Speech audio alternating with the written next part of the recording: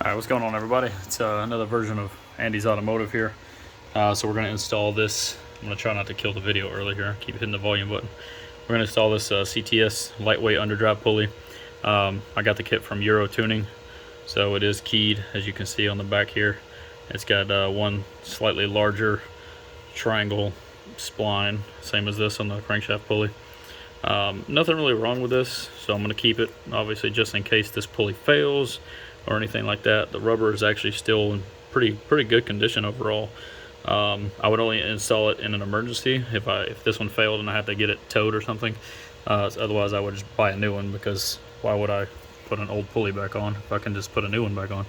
Because I mean, this thing is a lot more expensive than this, though. This was only, I think, $100, $120 on the website. I got a little discount. Versus this one here is between $150 and $300. The bolt is torque to yield, so replace this. It's got an O-ring there. You can see it's all oiled up from the timing sprocket there through the shaft. You can see that oil clearly is in play on the chain and everything. Make sure you get the right torque specs for your car, because all the Volkswagens are very different.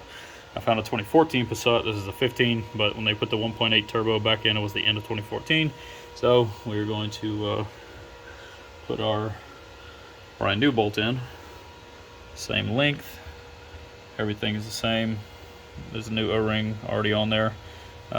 Some bolts give you the torque on the head. This one does not. Unfortunately, that would be nice. Now, the only thing versus a lot of other cars is that, you know, you have an actual key that lines up the pulley for you. But in this scenario, you got to make sure you got the key lined up. I know it's hard to see there, but you can kind of fit it, keep pressure on it, and then you can attempt to rotate, and you'll see that it sticks in its spline only a specific way. So it's going to be a pain in the ass to torque this thing down. I am going to run it on with my little baby impact from Ryobi. It's real weak, maybe 70 foot-pounds or something like that. And then go ahead and tighten it. Official torque for what I have is 150 newton meters, or 110 foot-pounds, a little over 110 foot-pounds, and then an additional 90 degrees after that. So assuming we have it clocked here at 110, we're gonna have to turn a full 90 degrees on the wrench or ratchet, depending on what you have.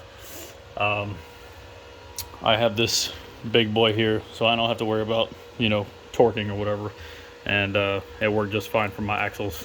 So, because these were I think it was 150 foot-pounds, and then an additional 90 degrees after that. So I'm going to use a marker to mark the crankshaft pulley once it's installed at the initial torque with the 110, not the 70. And anyway, so I'm going to go ahead and throw that mount on there too. Nice little new bone. So this kit I ordered on eBay. This is all I really need from it. But this is going to help hold the crankshaft pulley in place, and I'll have my assistant, aka my wife, hold this in place while I hit the final torque on it. Again, it's definitely not a one-person job.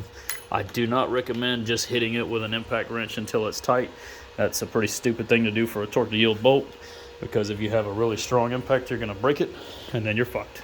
Excuse my language. So this is the old belt that came off. It's not really cracked up or bad or anything. It's actually overall in pretty decent condition. So we're going to keep that with the old pulley. But the new CTS racing pulley does come with a shorter belt, because it is underdrive. So it's losing, as you see, a roughly ½ inch in diameter around the pulley on each side. So about an inch total that's going to get shaved off. Well, this thing weighs nothing. And this one's about 4 or 5 pounds. So anyway, not going to be able to record actually torquing it, but the torque is, again, for the 2014, 110 foot-pounds, and then 90 degrees after that. So once you clock it, you'll need to hold it in place without it moving and get that bolt to travel an additional 90 degrees. I'm not going to do it today, but I'm going to put a little RTV on the outside of this sealant. Outside of the seal, just so I can ensure that it's not going to go anywhere. I'll put a little Vaseline here when I install it. That keeps me free spinning on this. I don't have any signs of oil leaks. I'm going to keep it that way. I would recommend just changing the seal and the timing cover in the event that you do this yourself. But temporarily I'm going to just put RTV around the outside here, not the inside where it spins on the seal, but the outside, just to prevent it from popping out or anything. So again, I'm not going to be able to record the torque, but in theory it's going to mount up like so. But again, see, I'll have to hold the pulley in place, run this initially down, hit it with my small impact just to keep it tight, and then I'll have the tool installed. As you see, the 4 little bolts, the CTS comes with those 4, so you have to have that. You can't not use it. And then I'll mark the bolt at vertical and then run 90 degrees after that. So don't break it. Make sure you get your torque specs correct. CTS turbo pipes have been doing well. So far so good. Nothing's blown apart. I am going to eventually replace these with the high performance silicone stuff because this rubber is crap and it's collapsing. So yeah, there you go. I can't find any other videos on YouTube that give any of these proper specs without just skipping over stuff and telling you how to do stuff wrong. So hopefully this video helps out somebody else. Cheers.